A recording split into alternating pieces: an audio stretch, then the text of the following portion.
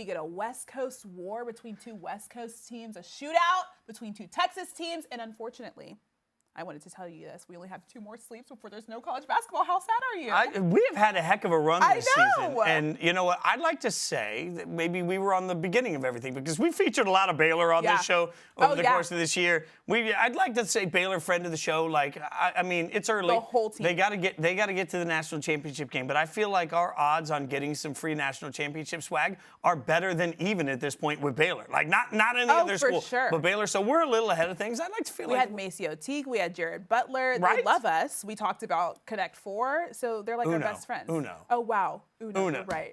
Know the show, Christine. Know the show. I'm good at 2 games, Connect 4 and Uno, so I get them confused. Have you Connect 4 like the little like? Yes. Okay, we're gonna have to talk about that. Yeah, of course we can talk about it. We'll talk about that later. But let's talk first. Before all that, let's talk about our favorite moments of the tournament. What has been yours? Oh, well, I get to go first. Yes. I thought you were going to go first. Am I going first? I think you're going first here. Oh, okay. No, I'm going first. You're Maybe going I am. First. There we go. All right, so this was a tough one for me because there's been a lot in this tournament I love. But I'm going to go with the end of UCLA versus Alabama. Okay. Now, let me tell you why this one, Christine, because I love an epic ending. So at the end of regulation, Alabama hits the most improbable shot ever, sends it to overtime. I'm jumping up and down. I'm yelling and screaming. And then I'm realizing, wait, oh, man, that kind of stinks because UCLA was the better team in this game.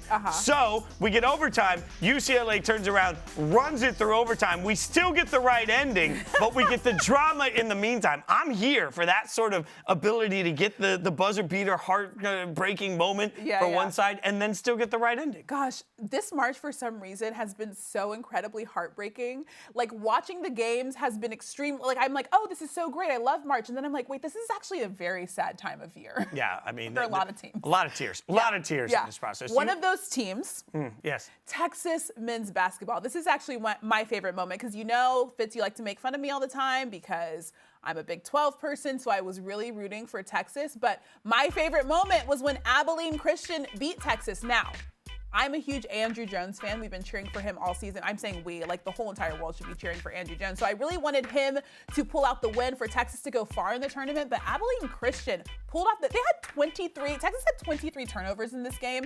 So they weren't playing very well. So it was supposed to go, it went to the team it was supposed to go to, but it came down to the final 1.2 seconds.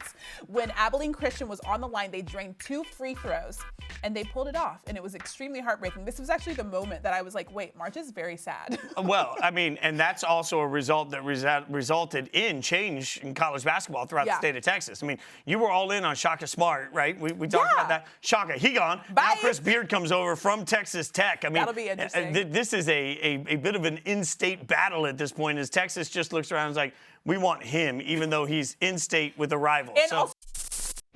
Thanks for watching ESPN on YouTube. For live streaming sports and premium content, subscribe to ESPN+.